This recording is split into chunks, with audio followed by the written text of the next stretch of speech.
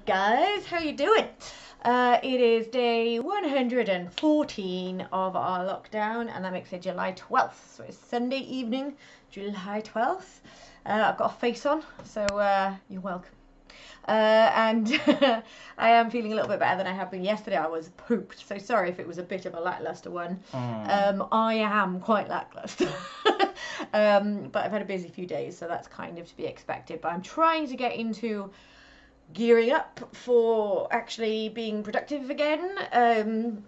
Maybe try and get into a slightly better sleep pattern, but I don't like the sound of that.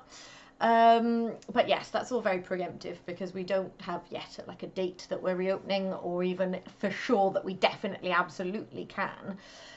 We're going by roughly assuming early August, because that's what they've said for the pubs if it's safe to do so, and then they'll sort of announce on the Friday whether they can open on the Monday, but we need to kind of be ready.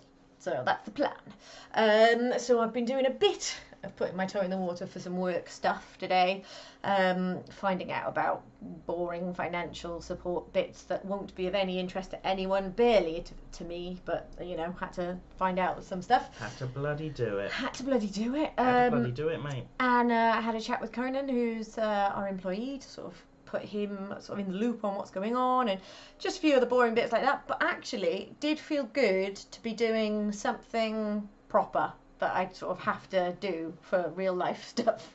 So that's good. I guess it's sort of, you know, it's gonna, at least we're gonna ease back in rather than it being a sudden sharp shock. And that's obviously with it all being as we're hoping it will be, because obviously this is all still quite an unpredictable beast. So we just have to hope for the best.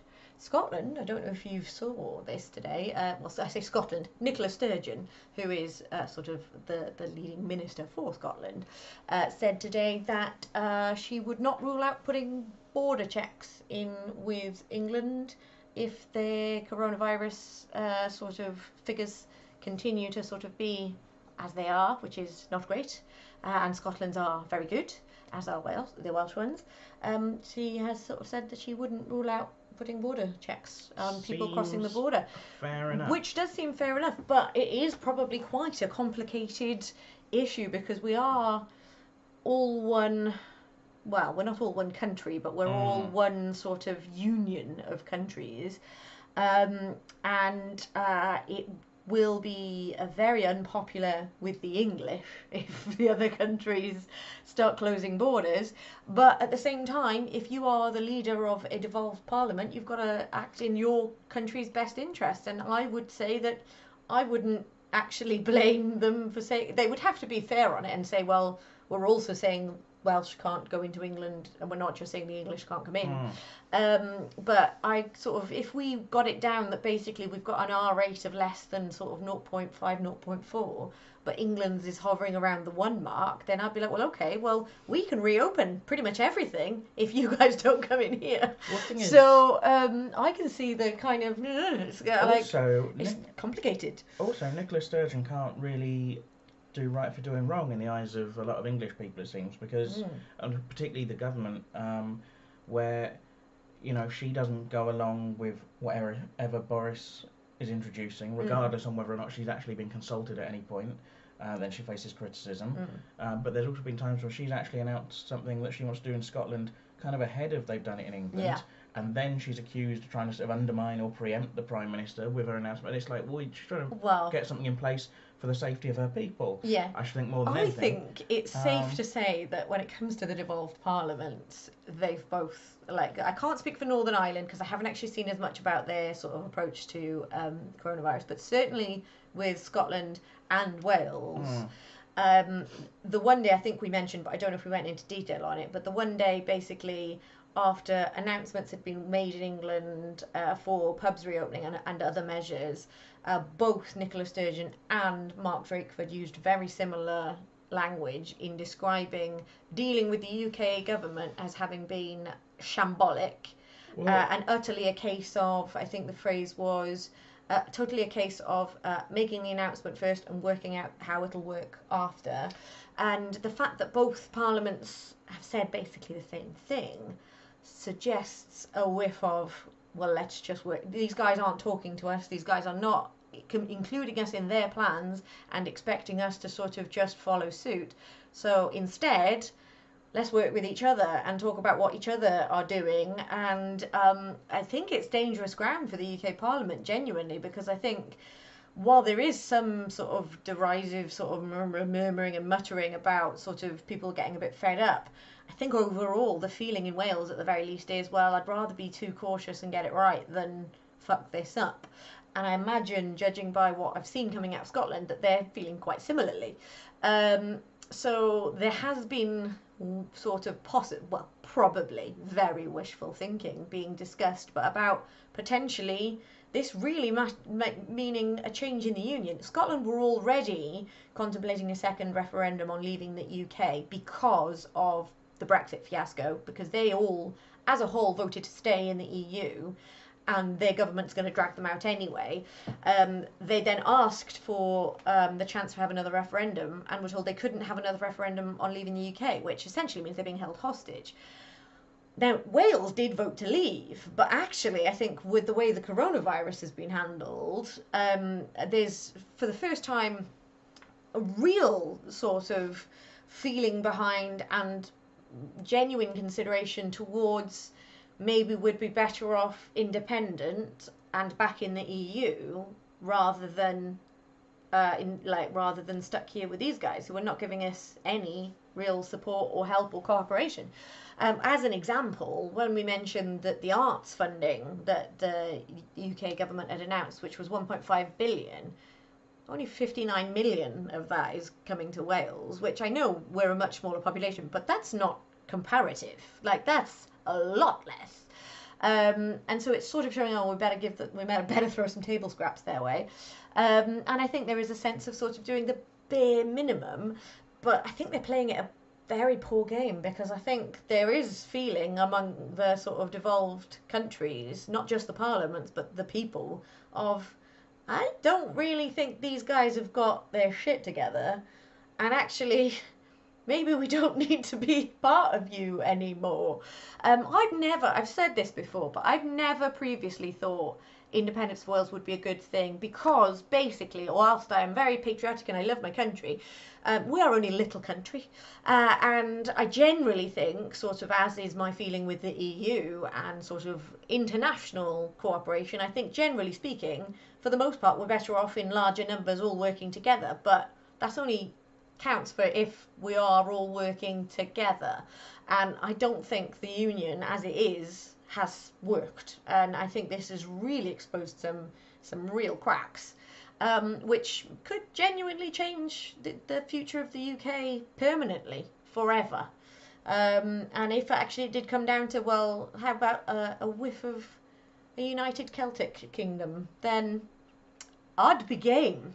I think. In terms of the borders, I just think, like, well, she can't please the English anyway, so she might as well do what's best for her people, really. It's the Scots that will vote her in or out, so as long as she's looking after their interests. Same with Mark Drakeford and the Senate. I didn't actually catch which, because I literally was scrolling past and I was trying not to look at politics today, and I just saw one, and I wanted to say BNP, but they don't really still exist, so it was probably Brexit Party or possibly UKIP, but I thought BNP. So it's one of the far right sort of independent backing party councillors that said that going forward, one of their policies for re-election would be to abolish the Senedd, which is the Welsh Parliament. So that's very much saying we don't want to be part of the EU, but we still want to be an empire, and you must behave your fucking selves. Which I do not like. The idea of there being people in England voting against people in Wales having their own devolved parliament. So if that gets traction, you can fuck off. Yeah, a little bit, yeah. Traditionally, it's not been a helpful area for the Welsh, has it? No. English rule and intervention. No, I think the Scots have got a few, and the Northern Irish definitely have quite a few things to say about that, and the Irish as a whole. So I think they would be unwise to, but actually I guess they're not expecting to get votes here, but they are expecting those sorts of things to gain votes in England.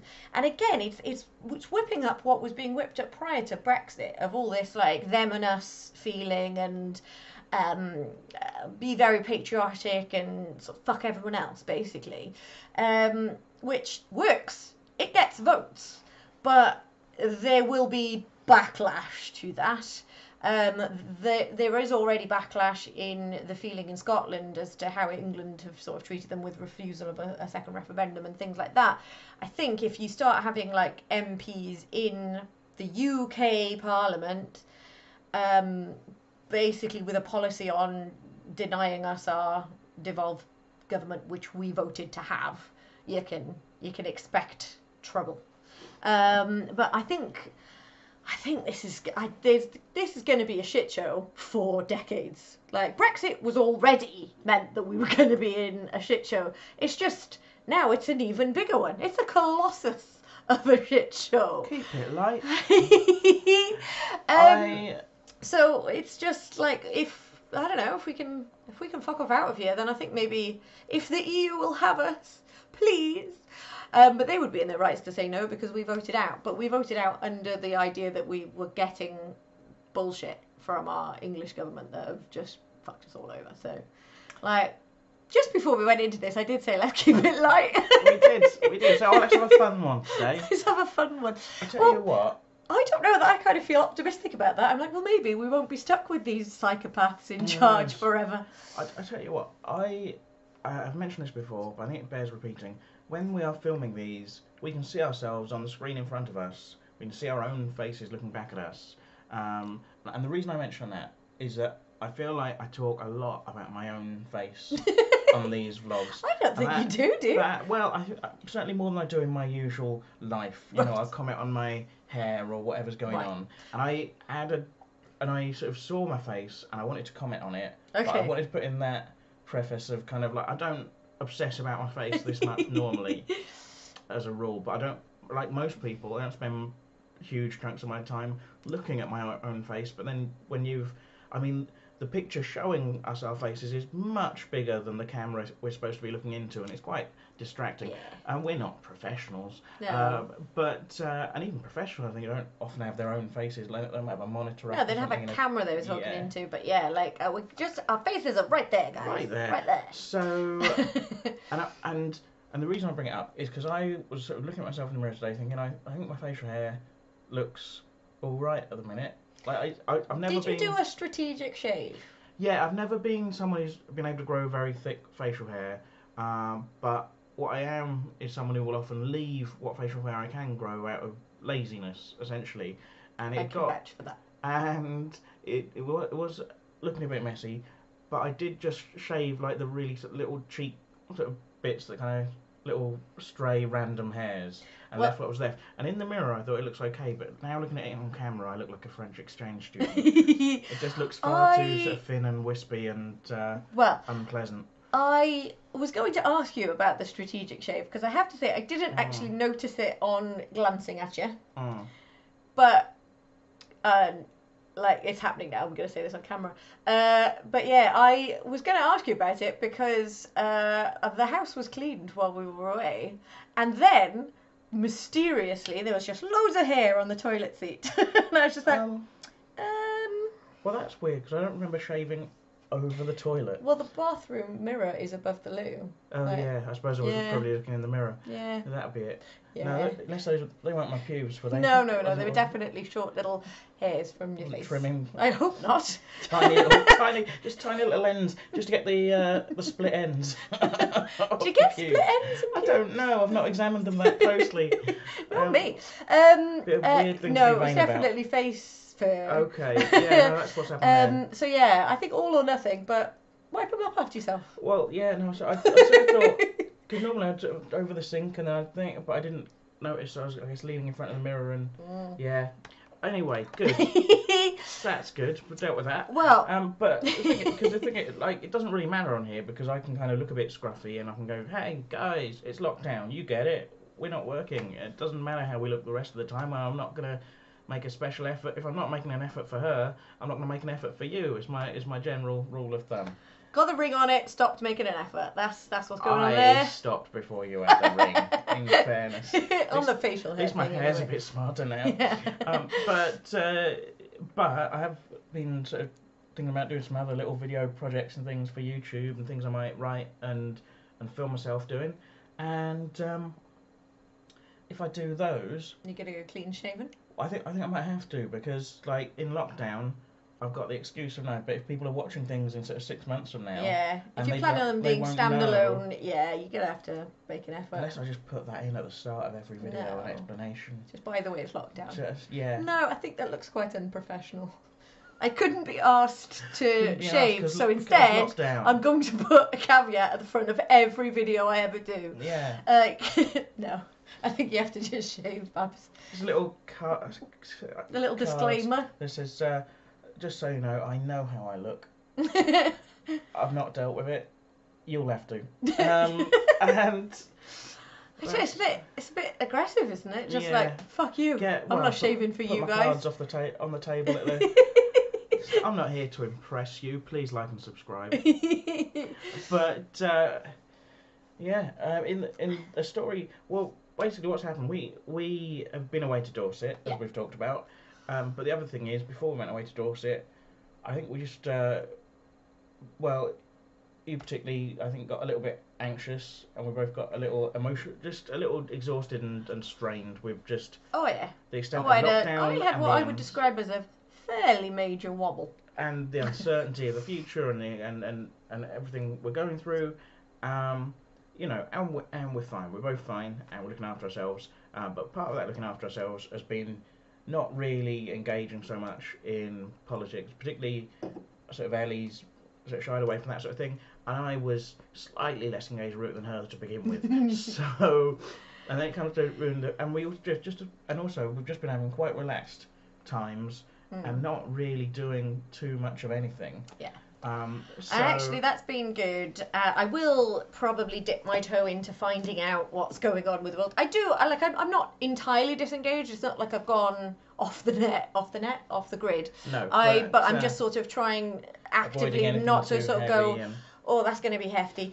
So sort of limiting social media, but I do tend to, just before I do these, have a quick glance at just the news headlines and go, oh shit, has something major happened? But it has meant that, today for me, for example, I've been doing a bit of writing, which I can't really tell you about because it's for a thing that isn't finished, and it's, I'm not going to bore you with a thing that might not happen or whatever. Sure, we'll tell you about it when it's to be told. It's other than that, I've been watching a lot of YouTube, and Ellie's been having a bath. And what else have you done? God, I've had a bit of a day. Right. Well, no. This is completely undermines the point that I was making. I can come back to it because I was trying to do all of the right things, but life finds a way to fuck with me, as I think that's what he was really going for in Jurassic Park. All right. Life finds a way to fuck with you. I'll tell you. But I'll come back to that probably. Because the point I was going to make is that basically, what Ellie hasn't been doing, although life has found a way to fuck with her, she has not been, scouring the news media, and we've just been trying to have quite a relaxing day, which maybe means we don't have as much politics-wise to talk about or world events to talk about. One story though I did want to touch on, because and it's not the freshest of news. It's been around for about 5 or 6 days now, but that was worth mentioning, as we hadn't touched on it before, is that Jeremy Clarkson has indicated that he might vote Labour. Yeah, because I think he sort of said something along the lines of he sort of quite likes Keir Starmer. Seems to sort of be kind of like, oh, okay, yeah, this guy seems to not be a dick. The stance that he seems to be taking is, well, I've never been a kind of dyed-in-the-wool Tory. No. I've just always voted for the person who's best for the country at the time, and every right time now. we've been called on to vote, I've always thought that's the Tories. But now, Boris's lot seem to be messing it up, and maybe I'd vote Labour next time, which is interesting because Yeah, I have he's mixed sort of, feelings about that. well, he's well known for being quite a right-wing Yeah. personality. He writes right-wing newspaper columns, so it's obviously quite surprising I for a think, lot of people the idea that he would say yeah. that. Well, I think two things. One thing that's more optimistic about it might be that, and they have observed in polls that there's been a massive and very fast swing in favour of Labour since the sort of start of the year, particularly since the start of the coronavirus crisis, where to begin with, Boris and his cohorts were polling quite well, but I think that's quite common at sort of a national crisis. Everyone bands together and hopes for the best, but then as it's gone on, it's just been shit. And the polls have gone far more in favour of Labour than anybody anticipated this fast. And in fact, people were saying, because of how low they were polling and how big the majority that the Tories got last election, that it would be realistically sort of 10 years before we could contemplate sort of getting back into power. And that actually is already, if there were an election today, it would be a tight run thing, and it would probably be a hung parliament, which is amazing considering it was an 80-seat majority. So in terms of that, Jeremy Clarkson, who sort of has a kind of man of the people, I say what the people are thinking kind of personality and persona. He's not as bad as some of the sort of like Katie Hopkins of the world, but usually I find him a bit of a right-wing dickhead. Sometimes I also think he's a bit of a just paid to say something a bit sensational to sort of whip up a bit of nonsense. So him saying something like that could be a sign that people who are sort of fence-sitting / on the right but not too far are swinging back towards Labour, which is a good thing because actually the policies that Labour have in their current manifesto are ones that Keir Starmer backed, and they are largely socialist policies, and I'm very much behind their manifesto. It's brilliant. And so if they sort of accidentally vote for Keir Starmer and he does actually come through on his socialist manifesto, then great, that's fantastic.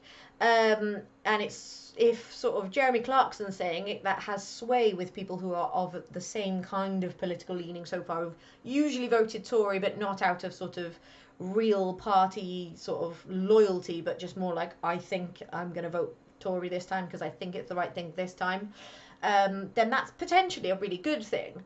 The flip side of that, though, is maybe it's just a real sign that Labour, as it was under Jeremy Corbyn, which was the furthest left it's been in a long time, but by European standards, not that far left, but certainly by British standards, since sort of Blair in the 90s, the furthest left it's been. This is just a sign that we're swung right back to dead centre, and we're supposed to be on the left. It's supposed to be left and right, but really, since Blair, Labour has very much been at the best centrist.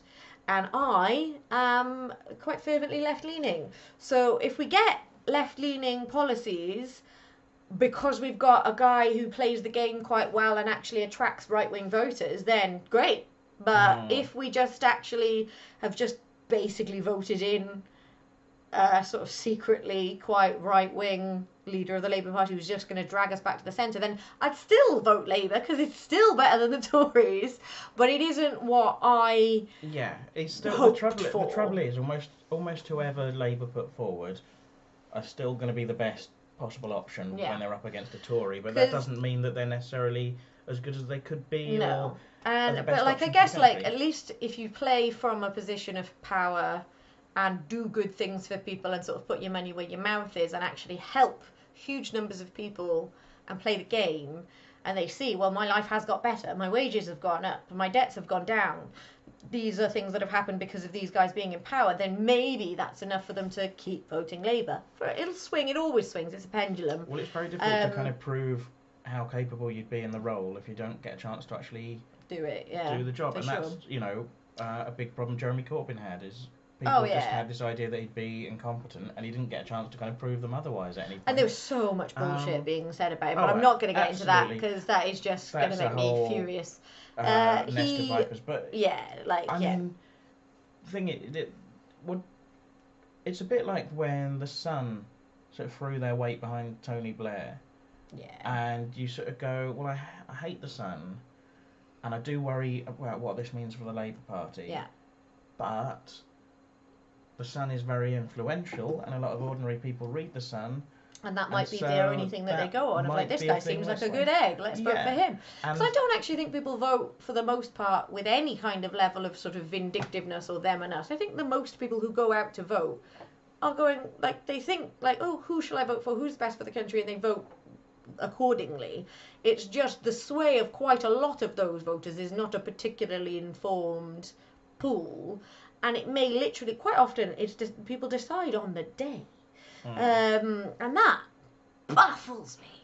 But yeah, like, it won't necessarily be that nobody's read the fucking manifesto. They're basically going on headlines, things that have been mentioned on the news, and putting it together a picture of that. And the British press is absolutely, well, it's infamously brutal and ruthless and cutthroat.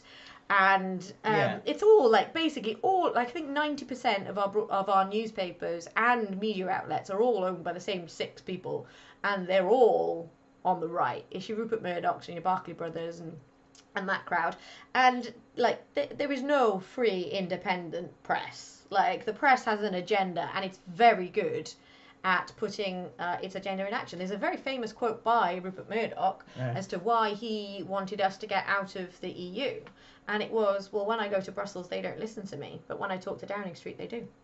So they went, right, let's get everybody in the country to vote to leave the EU then. Because I'll have more power then. It's really worrying.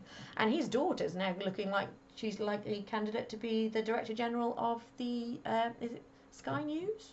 Or was it the BBC? Yeah. There was somebody else going into Sky News, yeah. But, which is a worry. But Jeremy Clarkson is a person of influence. Yes. And so it would be useful if he influenced some people who don't really care much about politics but enjoy watching the Grand Tour to kind of vote for... I like him. He says what I'm thinking. I'll vote for who he thinks he's going to vote for. Like, it will have... Like, that is... It's good for the cause, if not for the best reasons. He's had a lot of controversy over the years, Jeremy Clarkson, for some of the things he's said in the press. I think sometimes you see the things he's saying and... you know, you read the headline and you go, oh God, what a terrible thing to say. And then you see the thing he said and you go, well, that is obviously a joke that he's doing, a comic exaggeration. Poor taste joke, maybe. Which is not to say that he doesn't, you know, even though there's an element of kind of pose and performance to what he does, that is not to say that he doesn't hold right-wing abhorrent views or that he hasn't kind of pushed those views in a way that is unhelpful / irresponsible in his newspaper columns, but... You know, there is an element of maybe tongue-in-cheek or maybe exaggeration or sarcasm or and sometimes when he says something on the news and people react in a very humorless way, and I think I'm not sure that's helpful either. But so I'm not defending Jeremy Clarkson at this point, but also we're not fans. Some people, just in case that's obviously have reacted quite negatively, and left-wing people going, "Oh, this is awful! Like, we don't want Jeremy Clarkson voting for Labour," and I think those people would have liked Keir Starmer to essentially reject this. Yeah, which would be playing a very poor game. And Keir Starmer, whatever you think of him, seems to play a very clever game. Well, essentially, as the leader of any political party, you want as many people to vote you don't care if that you like the people. Essentially, if some dickhead who has huge influence backs you, to a certain extent, you'd be like, oh, I don't necessarily want to be associated with that person, but... if those people who like that person all vote for me, and also all the people who I do want to influence and I am sort of aligned with also vote for me, then the end result is I get in. It's all very Machiavellian, but I think actually, unfortunately, to play politics well, you do have to have a little hint of cutthroat, play the game, be a bit Machiavellian, appease as many people and win as many votes by whatever means you can in order to get to the position where you can actually, hopefully, have the aim of doing some good. Now, we don't know if Keir Starmer will stick to kind of a left-wing manifesto. No. We don't know. You presumably have to do another manifesto before a general election. We don't know which way they'll go. And even if he gets into power, whether he'll stick to the things that One he's put in the manifesto. of the things that I do hold hopeful on that, though, is obviously the leader of the Labour Party is democratically elected by the Labour Party. And Keir Starmer won his leadership bid based on promising to use the same manifesto promises going forward. Good. So Labour could vote him out if he didn't. So, fingers crossed. But either way, like he'd definitely be better than Boris, and he won't get a chance to put any left wing or even, centrist things that would still be better than the things Boris wants to do. He won't be able to do any of those things if he's not in power, and he won't get into power if he just sort of spurns the Jeremy Clarksons of this world. Yeah, because that actually, if he came out and went, I don't want your vote, Jeremy, everybody who's like, I love Jeremy Clarkson, he speaks what I feel, would all go, well, fuck you then, you're not getting my vote either. So yeah, no, it would be playing a very poor game if he actually rejected that vote. And the idea, like, there's so much infighting on the left and backbiting and fighting between basically the centre left and the further left and everywhere in between, that basically because of all of this going on the left, they've just allowed the right to just rule. And essentially, like, there was deliberate sort of sabotage going on, which has been proven by the reports that have come out of Jeremy Corbyn's Labour government, that in 2017 they deliberately didn't want him to win because they didn't want him to get in. Very depressing. Yeah, very depressing. So we need to just, whatever you think, whichever sort of part of the left you're on, this has got to be better than nothing. So this has got to be better. Let's get in. Finally get behind someone. Just unite and fight the cause, guys. While I was trying to do a little bit of research on this Jeremy Corbyn story. Jeremy Clarkson story? Don't do that. I found out something else. Yeah. Jeremy Clarkson has recently taken delivery of 250,000 bees. Oh, I think he's been doing that for a while. Well, I think he's been beekeeping. He described himself as an eco-warrior. Which... He's a bit of a petrol-guzzling eco-warrior then. He is. A bit of a petrol-guzzling, meat-eating, international travelling eco-warrior. I bet he doesn't do his recycling. What bullshit. But if he's saving the bees, then thank you for saving the bees. But apparently he was inspired by Morgan Freeman, who is also a beekeeper. Yes, I did know that too. And Victoria Beckham recently uploaded a video to Instagram of David Beckham making a beehive. Did you know that one? I did not know that one. There you go. Yeah, found some bee news you didn't know. And look, I don't think this vlog is known for its celebrity gossip. No. But maybe celebrity bee news could be a specialist area. That's to be our niche. We can go into. We'll keep you updated on the celebrity bee news. We've gone over half an hour. I know we talked about how life had fucked with you. Yeah, I might have to refer to that tomorrow. And actually, that might be better for tomorrow's vlog, shall we? To talk about it tomorrow, because I think I will talk about it. Because you'll have a bit more distance. Yeah, from it. I'll have a bit of distance and a little bit of working out what the hell I think about it. So tomorrow, come back for some news about why life finds a way to fuck with me.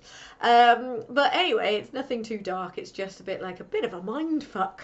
That I think is best to say. I think that's fair to say. We'll be back with that tomorrow. So you'll have to come back if you want to know what that is. So in the meantime, like and subscribe. Oh, also tell us your ideas and thoughts for what we do post-lockdown, because that's potentially coming, and this was a daily thing, and we can't do it forever, I guess, but we don't know what to put in its place or how often you'd be up for it. Maybe we do like a live one once a week, or we do recorded ones a couple of times a week. I don't know. What do you think? How long should it be? How frequent? What style? Tell us what you want and we'll do it for you if we can. We will create the manifesto and stick to what we've promised. How's that? We will leave it there, but we'll be back tomorrow for day 115.